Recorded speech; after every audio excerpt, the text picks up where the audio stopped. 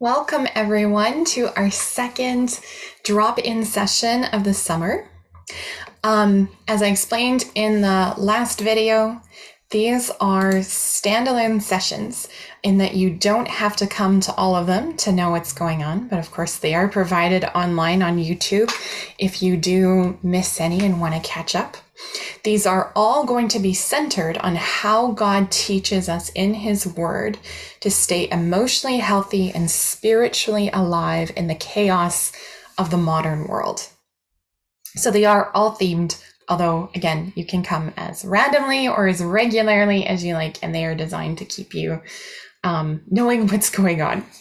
Now, mostly this is going to be me summarizing and reading to you my favorite parts from John Mark Comer's study on this very topic in his book, The Ruthless Elimination of Hurry, and taking you through the relevant scripture in particular, which is going to feature more and more as we go deeper into these sessions. And then we're going to have some good conversation for those who are joining in the online group time or the in-person time on Wednesdays.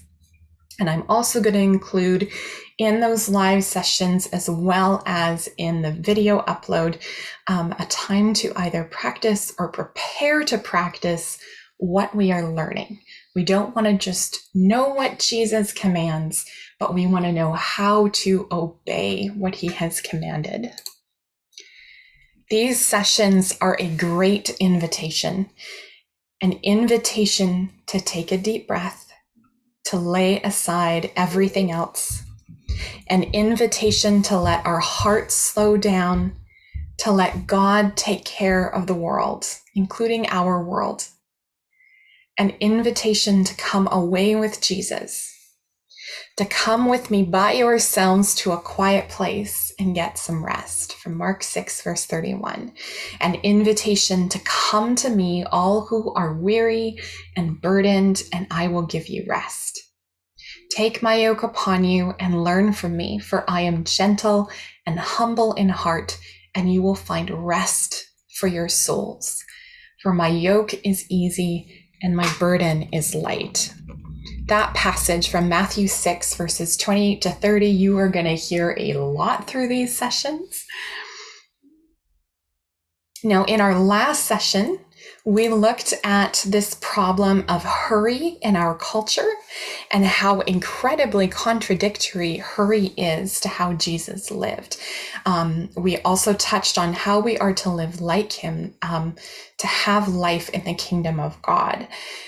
If you want to check that out, it gives you a good kind of survey of where we're going with all of these sessions. But sessions 2 through 7 are going into much more depth and detail on what is covered in that first session.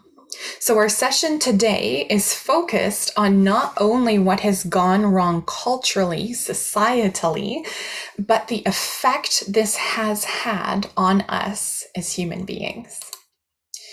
So to do this, we are going to start with a rundown of the history of hurry, how we've gotten to where we find ourselves today. In 200 BC, 200 years before Christ, we have the invention of the sundial. And people were complaining even then about the effect of new technology on their society. This is a human phenomenon, not a modern phenomenon. The sundial even features in a Roman poem by Plautus, who wrote, "The gods confound the man who first found out how to distinguish hours. Confound him too, who in this place set up a sundial to cut and hack my days so wretchedly into small portions." Then in the 6th century, Saint Benedict, who founded the Benedictine order of monks, he organized the monastery around 7 times of prayer each day. And by the 12th century, the monks had invented the mechanical clock to rally the monastery to prayer. And then in 1370, the first public clock tower was erected in Cologne, Germany, and people complained about that too.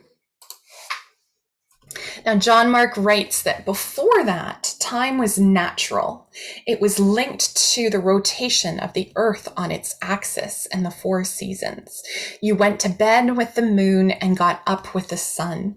Days were long and busy in the summer. They were short and slow in the winter. There was a rhythm to the day and even the year. Life was dominated by agrarian rhythms, free of haste, careless of exactitude, unconcerned by productivity. But the clock changes all that. It created artificial time, the slog of the 9 to 5 all year long. And we stopped listening to our bodies and started rising when our alarms droned their oppressive siren, not when our bodies were done resting. And in fact, we often will shame people or feel shamed, those who sleep in for not getting up early or sleep longer than we think or have been told a normal person should. This is the amount of sleep that you should need. Then in 1879, we got the light bulb and increasingly widespread electricity, which made our days longer. People didn't have to go to bed when it was dark out and had light that was better, that was more functional than candlelight. Now, before Edison, the average person slept 11 hours a night. Whereas if someone was regularly sleeping 11 hours a night today, we would probably respond with thinking, maybe there's something wrong with them. Maybe they're depressed. Maybe they're lazy. Maybe they need more motivation. They need to get it in gear or be more disciplined. They can't just sleep their life away. Now we read of these incredible giants of the faith from church history like Saint Teresa of Avila and John Wesley and Charles Spurgeon, who would get up at 4 a.m. to pray. And we think, oh, they are so much more serious about Jesus. They had this incredibly deep love for him, much more than I do, because try as I might, it is incredibly hard to get up at 4 a.m. to pray and still be a functional and decent human being for the rest of the day. But they went to bed at 7. They went to bed when the sun did. So they were not only regularly and deeply well rested, but of course they were waking up at 4 because they'd already had at least 9 hours of sleep by then. So we've not been informed of this.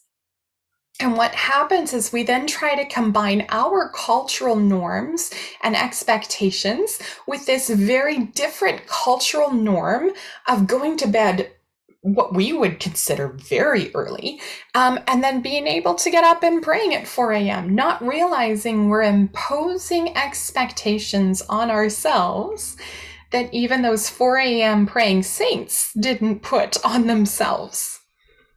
So that means if I go to bed at midnight and I get up at 9 a.m. and I pray until 10 a.m. and then start my day, I mean, I'm on the same type of rhythm as those people. It's just skewed later, which is no more or less holy if it works for me and it leads me to worship God well and spend time with him. So then about a century ago, there came the rise of labor-saving devices. Everything from better ways to heat our homes, wash our clothes, wash our dishes, better transportation, better cooking devices. And it's increased in the last several decades, with various conveniences such as takeout, email and faster communication, GPS devices, cell phones and smartphones, laptops and iPads, and so forth. Now, John Mark Comer writes, yet in spite of our smartphones and programmable coffee pots and dishwashers and laundry machines and toasters, most of us feel like we have less time, not more. So the question is, where did all the time go? Now, there is this very amusing Senate subcommittee that was called in the 1960s because they expected that within 20 years, people would be working half weeks for half the year and have such an abundance of leisure time, they would not know what to do with themselves. This is not what happened. In fact, the average American, and Canada is a little better, but not much. They work nearly 4 more weeks per year than they did in the 1970s. Now, leisure used to be a sign of wealth and prosperity, because if you had the financial stability, then you could take time to enjoy life. You could go and do things. You could take holidays. You could relax. And there has been such an elevation of productivity and busyness and hustle as a sign of good character, good work ethic, and responsibility, as a sign of prosperity and wealth, that busyness and productivity are not only expectations that you'll see show up in commercials and magazine ads and TV shows, so constant messaging in our culture, but it also shows up everywhere, from schools to workplaces to politics to churches. In no way is the church immune to this kind of thinking. It leaches in. There is a capitalist emphasis on productivity in our culture. Time is money. And very often, being a contributing member of society gets defined as someone who makes money, who has a job, who pays taxes. And it is coupled with all of this opportunity for busyness that has led to a degradation of rest. A shaming of not taking full advantage of every opportunity to do something or to make something or to produce something, of not being constantly productive, of not doing something all the time or getting enough done. And it's always someone else's definition of enough, but getting enough done in a day. From the 1960s onward, more and more businesses have opted to be open on Sundays. So again, this is the capitalist influence, and culturally, we have lost the practice of Sabbath. The churches have fallen out of teaching people how to observe the Sabbath as well. And then in 2007, we got the iPhone, the first smartphone that could do much more than just make calls and send text messages. It was a whole computer in your pocket, complete with clock and calendar and email and all those notifications to interrupt your day over and over and over. I have all of my notifications turned off, and usually my phone is on mute, and it is one of the best life decisions I have ever made. Now, in that same year, Facebook opened up to the public, Twitter started up, so we have the advent of social media. There were many other technological breakthroughs, like apps for our phones and other devices, various actual mechanical breakthroughs that made these devices easier to make, easier to use, and so on. And all of this led to a great deal of change in our everyday lives. Now, one thing that isn't covered by John Mark Comer's book, I look forward to a new edition where he includes this. But one thing he doesn't cover is then how the pandemic encouraged a lot of this, and not necessarily in bad ways. Like, we needed some backup methods of being able to be in contact with people, and I'm profoundly grateful for those. But it definitely has escalated how businesses are using technology. Now, perhaps this is not shifting our daily lives for everyone, or at least not in drastic ways, but for most people in our Western culture, it has. Now, while there are so many benefits to these technologies, there is also still a lurking capitalist agenda to monetize things wherever possible. And this includes our time and attention. And we need to be careful to be aware of this and not assume that because we're used to it, that it's okay, or that because that's how our culture operates, that it's automatically in line with what is biblical and good for us. Worse is there is a lurking influence of Satan who wants us over busy to absolute distraction, if not worse. Now, if the devil can't make you sin, he'll make you busy. Because if you're too busy to spend time with God or do what your soul needs, as we're going to see in future sessions, it will cost you a deeper relationship with him, and it will damage and exhaust you. It will wear you out. Now, this is accomplished through a plethora of means. The devices and apps, they are engineered to grab and keep your attention, but it is not just the devices and the internet. Video games and TV do the exact same thing. So does every other form of entertainment and media and advertising. They are after your attention. Now, I am by no means saying that all technology is of the devil. Let's be Amish. Even the Amish wouldn't say that. But whenever the tool starts ruling the person who's using the tool, you have a serious problem that Satan is more than happy to take advantage of. Now, this issue is cultural, not merely technological, because if we look at our schedules, I would bet that it would not be technology only that is eating up our time. And our culture doesn't even just focus on technology. That's an easy scapegoat to point to, but it is by no means the whole problem. There are lists upon lists presented to us of healthy habits of successful people and routines for success and expectations upon expectations, no matter what phase of life we are in: single, married, parent, grandparent, student, professional, retired, even on vacation. You should not only be well-rounded, but you should make the most of your time. Seize the day. Don't waste any opportunities. Don't miss out. Have a full life. Keep everything running smoothly at home. Make time for the important things. Live your best life. Try everything. Be adventurous. Be well-rounded. See, do, and experience all these things while you still can. Make and finish your bucket list. See the world. Do it all. Be all. And on and on and on. If you spend any time whatsoever looking at television or social media or movies, for goodness sakes, you are going to encounter this somehow.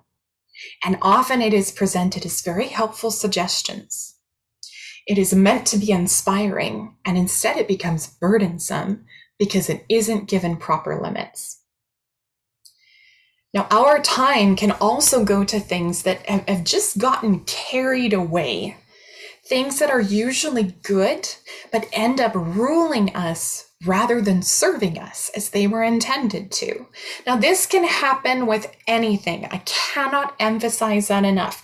Anything that goes to an unhealthy place of addiction, anything that has gotten out of bounds, out of control. This can be things from keeping house, food, exercise, shopping, reading, art, music, relationships, interior decorating, hobbies, clubs, religion, fashion, sex, sugar, our phones and other devices, sports, entertainment in general, travel, work, ministry, let alone what we more commonly think of as addictions, like alcohol, nicotine, and drugs. Now, again, it's anything that has gotten out of control. And our culture is super good at suggesting these things. Tony Schwartz wrote that addiction is the relentless pull of a substance or an activity that becomes so compulsive, it ultimately interferes with everyday life. And if something is interfering with our everyday relationship with God, it's a problem. It might be culturally acceptable, but if it is interfering with our relationship with God, with our discipleship, with our ability or willingness to follow the way of life that Jesus calls us to, it's a problem. And while our culture is very good at suggesting substitutes for what we really need, that doesn't mean that those substitutes are good. It is so easy to end up with an unhealthy coping mechanism, or 7, to end up distracting ourselves to avoid pain and suffering or anxiety, partly because very often our culture does not know how to value and approach pain. I'm speaking very generally here, but it doesn't know how to value and approach pain and suffering and to deal with anxiety. And then, whoops, now this is something that rules me, rather than occupying the proper place under God's lordship and within healthy boundaries so that I am self-controlled and ruled only by God. Now, the answer is not to be suspicious and afraid of everything and do nothing at all because we might become addicted to it. That isn't discernment. It's just a reactivity out of fear. And so instead of being controlled by the former anxieties, now we're just controlled by new ones. That is not good. It is not pleasing to God. So that's not the right direction for us to take. Instead, we need to make sure that we are comparing our culture and especially our individual personal lives and rhythms of life, the norms that we are accustomed to, with a genuinely good standard. So we don't simply get swept up in what others think is normal and fine and even good. We've been looking at human history and what was normal for centuries. And this is good because it's so easy to think that what each of us grew up with is normal and how things are supposed to be. I'm sure that many of you have encountered occasions where you perhaps started living with someone, whether a roommate or a spouse, or maybe it was just visiting someone and staying as a guest. And sometimes very abruptly, you realize they do something you never considered doing that way. Pastor Pamelina has this wonderful dish rack that she thought wasn't functioning right because her plates wouldn't stay up. And I just happened to lean them the other direction and they stay fine. And it was this kind of surprising moment of that never occurred to me because she didn't do it that way. And so there's these kind of subconscious assumptions that we're very often not aware of until they are compared with something different that we need to check. So when we take a step back and get some perspective, we can see how these, like I said, subconscious or subliminal expectations have snuck in and perhaps need to be less in charge of our decisions and rhythm of living. And most importantly, we need to compare how we live to how Jesus lived, which is what we're driving to, although we're not quite there yet. Now, why are we making such a big deal out of all of this? We as human beings are much more deeply affected by this pace of life, the expectation and glorification of busyness as a way of life, and the drive toward distraction and supremely packed and overscheduled living.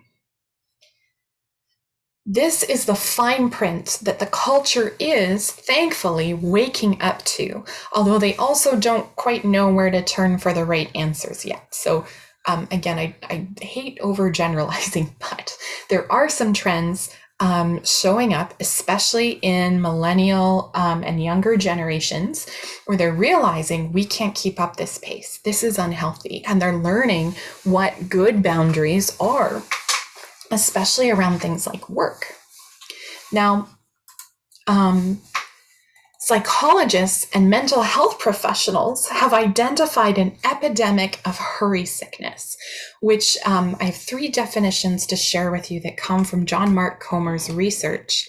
He says it's defined as a behavior pattern characterized by continual rushing and anxiousness, It is a malaise in which a person feels chronically short of time and so tends to perform every task faster and to get flustered when encountering any kind of delay.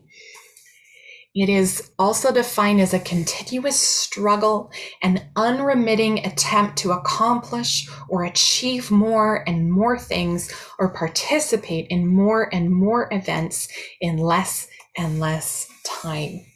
It's like efficiency gone wild.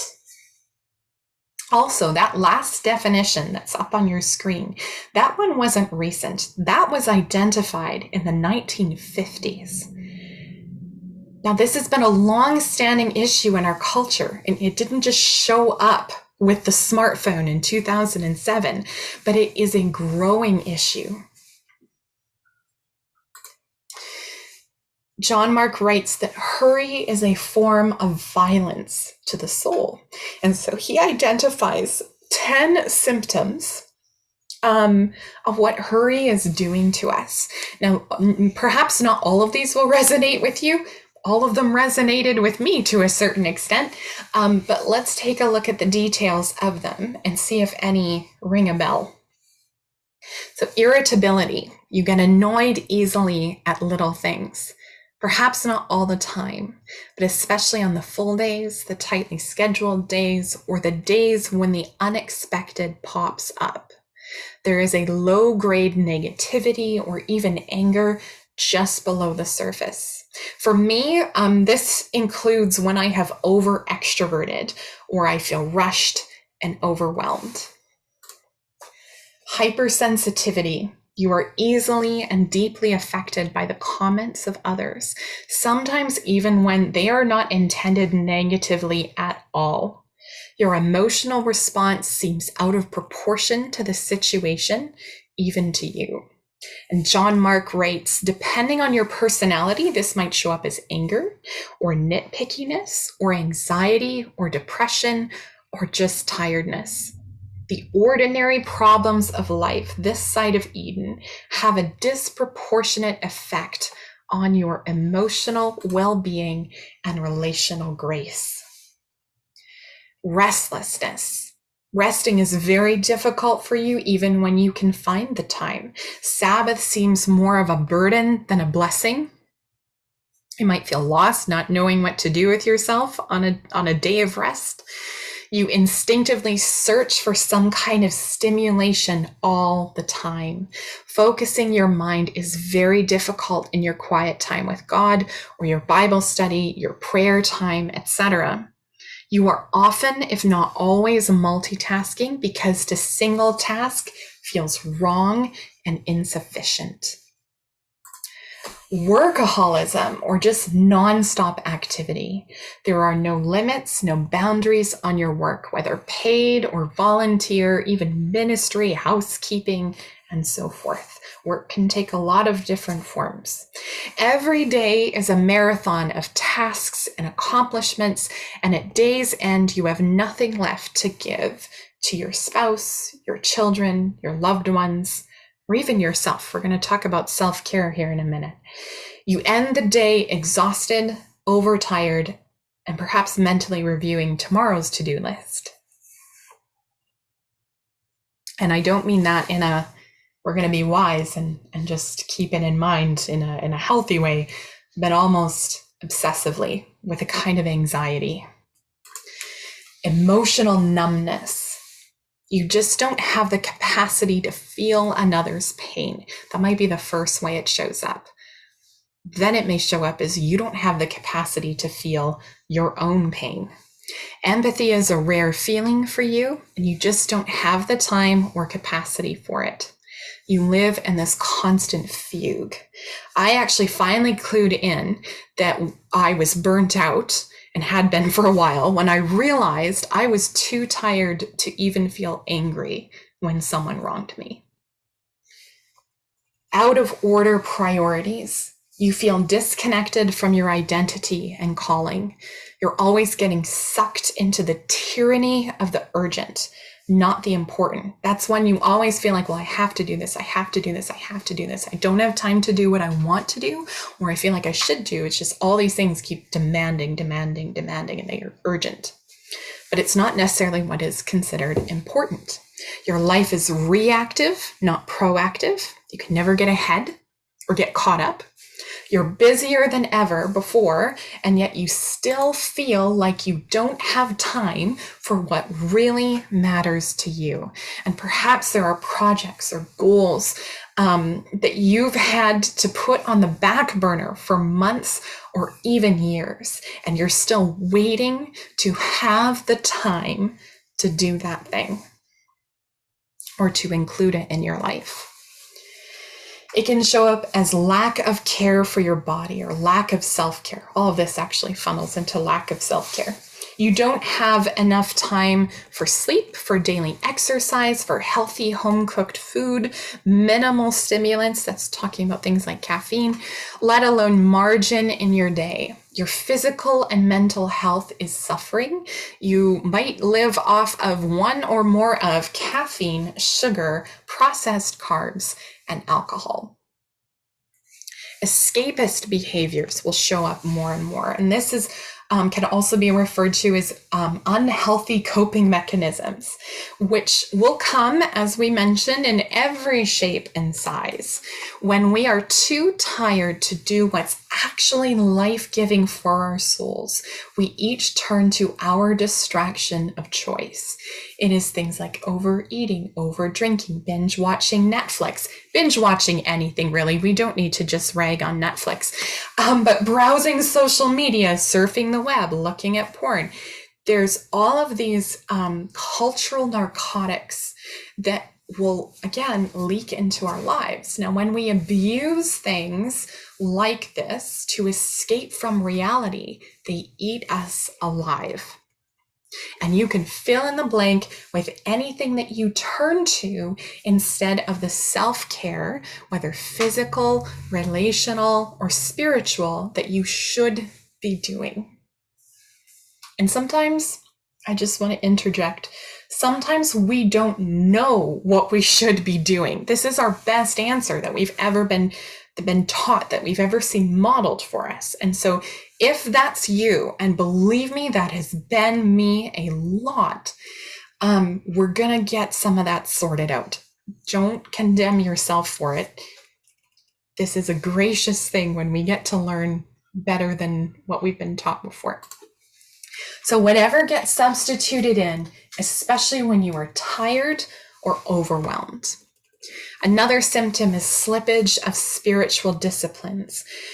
John Mark writes, when you get over busy, it is the things that are truly life-giving for your soul that are the first to go rather than your first go-to, such as quiet time in the morning, scripture, prayer, Sabbath, worship on Sunday, a meal with your community, and so on.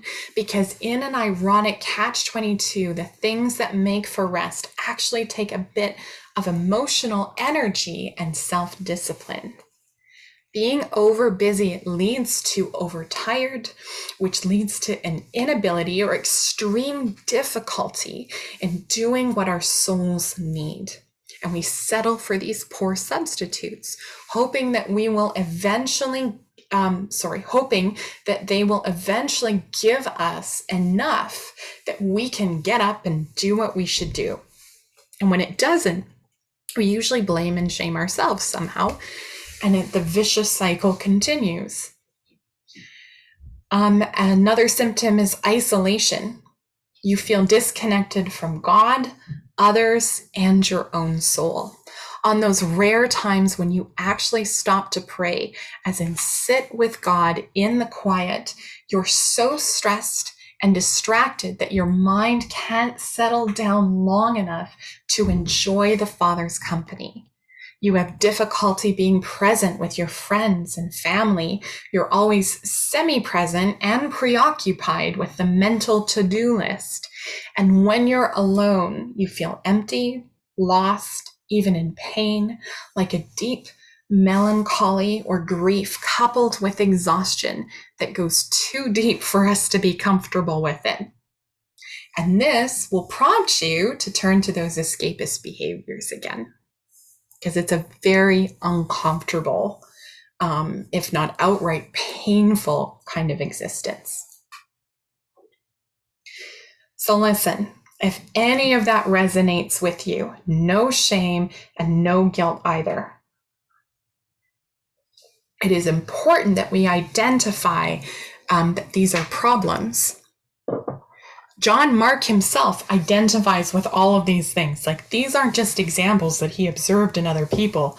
He is the first person to say that he has struggled with every single one of them. He literally wrote the book on it. And I am the poster child for this. This is why I am focusing on it so much in my personal life right now. So you are definitely not alone if you identify with any of these.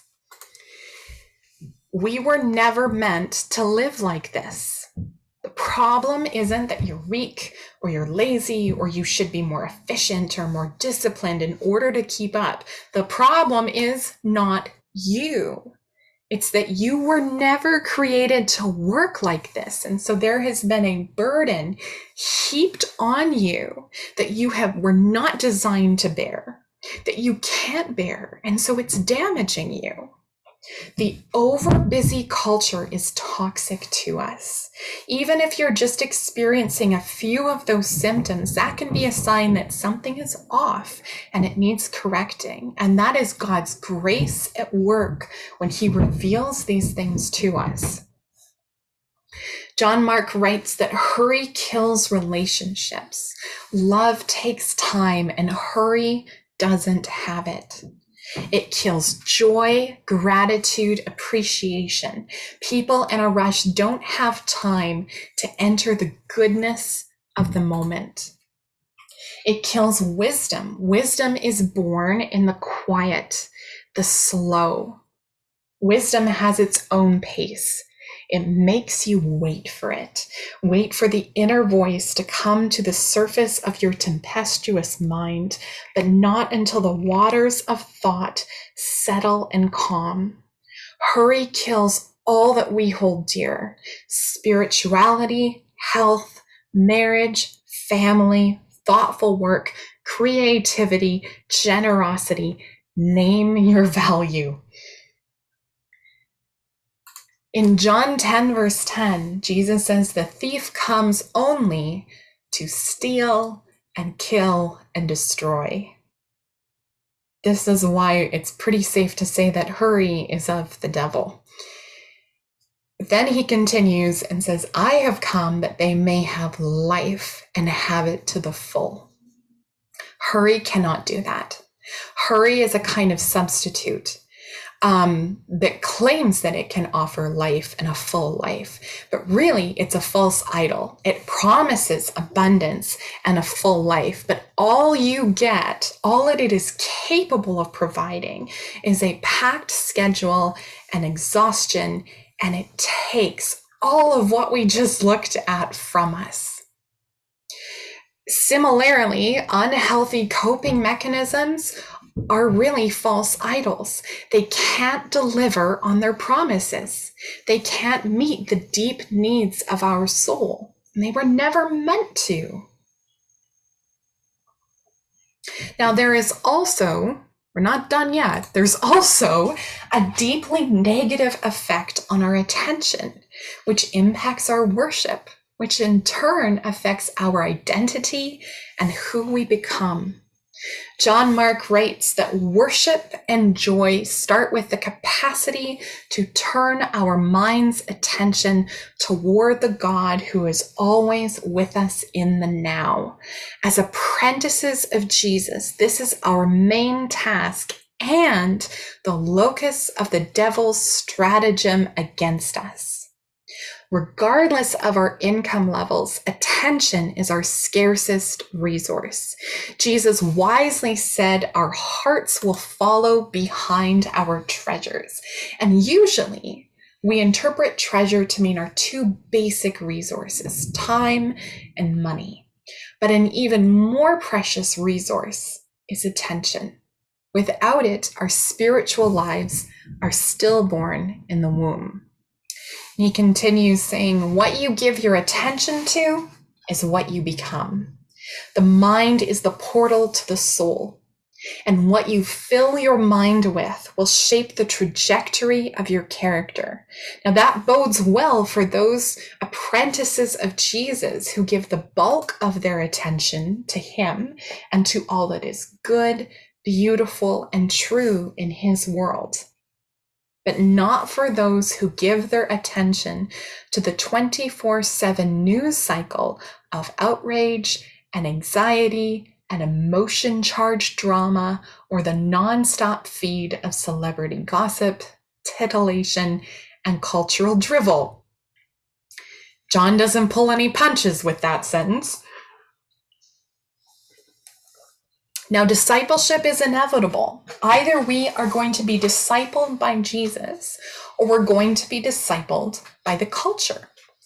We have the wonderful opportunity offered to us by God to choose what disciples us. And this is not a decision that we should take lightly or we should squander. Now, John Ortberg also points out that hurry is not just a disordered schedule. Hurry is a disordered heart. It can be a symptom of a deeper problem. And John Mark explains that all too often our hurry is a sign of something else.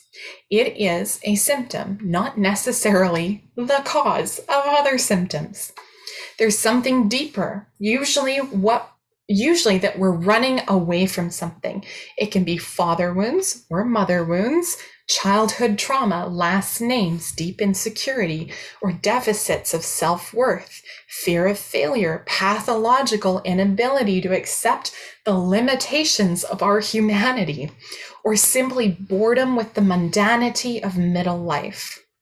Or we're running to something, promotions or purchases or experience or stamps on our passports or the next high, searching in vain for something that no earthly experience has on offer, a sense of self-worth and love and acceptance. Sometimes we are overbusy out of people-pleasing, perfectionism, and trying to live up to the spoken and unspoken desires, preferences, and expectations of everyone else. Or it can be driven more by anxiety, and actually this is also coupled with perfectionism and people-pleasing, trying to avoid conflict, criticism, pain, loneliness, and a whole host of other anxieties. Sometimes we are reacting out of unhealed trauma, as John Mark points out, or learned habits and rhythms that go back generations. We might not even be fully aware of them, but they're still deeply harmful to us and others and have a deep control over what we do and how we live our lives. Now, Beth Moore has this wonderful definition of self-denial. She says, Christ's purpose in calling us to deny ourselves is that we deny our selfishness, ambitions, she doesn't stop there, pasts, or any damaged emotions, the right to cheat us of his far higher plans for us. That is the kind of self-control that the Holy Spirit grows in us. That is the kind of self-control that is the fruit of the Spirit. So if we are tending in any of these unhealthy directions, if we're noticing any of these trends or symptoms showing up in our lives, there is something that is driving us, is ruling us that shouldn't. And it needs to be identified and denied. Jesus of Nazareth says, "What good is it for someone to gain the whole world, yet forfeit their soul?" Now, all of this is to recognize that we are in serious trouble and we cannot save ourselves. But God, that is the story of the entire Bible. But God does not want us to lose our soul.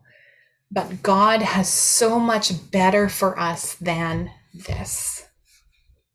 Now, there is a cost of following Christ. We are to take up our cross and follow him. We're told to die to ourselves, to deny ourselves, and it is costly to follow Jesus. Now, none of us here may be asked to die for the faith, to become martyrs because of the cross, to suffer imprisonment or torture or political and social persecution, or even public criticism and mockery. But following Jesus will cost our attention. It'll cost our time. It will likely mean reducing what is in our schedules. Our schedules will not look the same as those who are not following Jesus. We can't do both. It will mean putting limits on certain things, especially things that have become unhealthy coping mechanisms or anything that has gone beyond its bounds. It might mean sacrificing pastime, certain volunteer and ministry efforts, reducing our workload, even putting limits on our time with other people. Jesus says in Luke 14, verses 26 to 27, if anyone comes to me and does not hate father and mother, wife and children, brothers and sisters, yes, even their own life, such a person cannot be my disciple. And whoever does not carry their cross and follow me cannot be my disciple. This means even our relationships with those closest to us, whom we love the most, we have to choose Jesus before them. And if that means certain boundaries and limitations there, then we accept those God-given boundaries and limitations. We're not talking about neglecting people. We're talking about healthy boundaries, and I promise we will go into more detail with that later. But if you have questions, please contact me. Now, there is also a great cost to not being Christ's disciple. Dallas Willard writes, the cost of discipleship, though it may take all that we have, is small when compared to the lot of those who don't accept Christ's invitation to be a part of his company in the way of life. The words of Jesus quoted from Matthew 11, 29 to 30, which we read at the start, we're going to look at it again here. They present an alternative to the desolation of life lived apart from God. And that's really what we've seen today. The desolation of life lived apart from God. Even if you are not seeing any of these symptoms or signs in your own life, let this serve as a warning to not go there, because it is a desolate life. All the other sessions that we're going to go through are going to be on the way of life that Jesus makes available to us and teaches us to live out as the rabbi, as the good shepherd, the alternative to the absolute soul-sucking mess that Western culture has spiraled into. Jesus presents a better way, the way. And this is that invitation in Matthew 11, verses 28 to 30, where Jesus says, come to me, all you who are weary and burdened, and I will give you rest. Take my yoke upon you and learn from me, for I am gentle and humble in heart, and you will find rest for your souls. For my yoke is easy and my burden is light. Now, as I did with session 1, I'm going to encourage you to take time just to spend in some silence and solitude, not isolation, silence and solitude with God, real silence. Get the devices off. You can just pause the video if you like, but make sure you're going to be uninterrupted for a good stretch. we need to take that space and time to pray and listen to God. I don't want us to get kind of caught up in the anxiety of this and think, well, somewhere I must have a problem, and impose burdens on ourselves that aren't accurate. You need to know what God is saying to you. And if you already know what he's saying to you, wonderful. It's really important that this become a conversation with him and that you respond in prayer. So we want to take some time to give him our undivided attention. And I've provided a few prayer prompts for us to respond to God in prayer, but you are in no way restricted to this. This is just meant to be an aid, a tool, if you like. So the first one is simply to confess where you have felt convicted of a problem. If any of the symptoms and struggles that we went over resonate with you, confess that to God. When he reveals to us that we aren't going the right and good way, confession is the opportunity to turn and go the right way by the grace of God. I think it's also really important to ask God to reveal any deeper causes of hurry or whatever you have observed in your life. I realized finally that a lot of my busyness was because I locate my identity in what I do, which is not good. And I engage in perfectionism because it helps me feel like I can avoid conflict and criticism. And so that's anxiety driven and acting out of wounds very much from my past. And I didn't realize any of that until God showed me. So ask him to show you what is going on in your own heart. No one knows you better than your heavenly Father, and no one loves you more. So he's absolutely the person you should talk to about this. I also encourage you to unburden yourself of all of those loads you were never meant to bear. Those are not burdens that should be on your shoulders. If you know that there's certain problems in your life, things that have resonated with you today, if you can identify any of those symptoms, that is a burden that shouldn't belong in your life. There's something that's gone amiss. You're not meant to continue that way. Take the time to give all of those things to God as he reveals them to you. Go through one by one and unburden yourself of the load you were never meant to bear. Give it to God. Ask for his wisdom and help. You can also ask God, this is very much in the same vein, what he would have you lay down to follow him. Sometimes we're surprised by what is actually a burden and not the blessing we hope it is. We might think that something is harmless, but God knows better. It might be a whole list of things. It might be just one thing that he is calling you to lay down right now or to put some boundaries on because he is better for you. And again, I don't want to impose any of the many lists that we went through today on anyone and say, well, you should stop watching TV or you should get rid of your phone, or I'm not ever going to take that kind of pharisaical approach to things. It's not helpful. It's legalistic. But God knows what is burdening you more than blessing you. And even if we can't quite see how that's the case from our current vantage point, we can trust that God knows what he's doing. I would also suggest that you ask God to lead you as the Good Shepherd and maybe take a little time to pray through Psalm 23, because he is the Good Shepherd who will faithfully lead you to good places, who will provide for you, who will make you lie down in green pastures, who will lead you beside quiet waters, who will refresh your soul. All of these peaceful, joyful, beautiful images that are anxiety-free. And especially if you're struggling at all with something that God is asking you to lay down, this is a really good reminder for our souls that God not only knows what he's doing, but He's leading us to what is genuinely good for us. He will lead you in paths of righteousness for His name's sake. He will be with you in the darkest, most evil places. We don't need those unhealthy coping mechanisms, because with His guidance and protection, that will be a genuine comfort to us.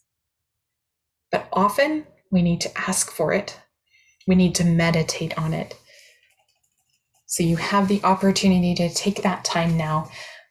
For those of you here in the live session, we're going to take, I think, half an hour today to pray because we have lots of time. This is very good. Half an hour I'm going to give you, and then we'll come back and close our time together.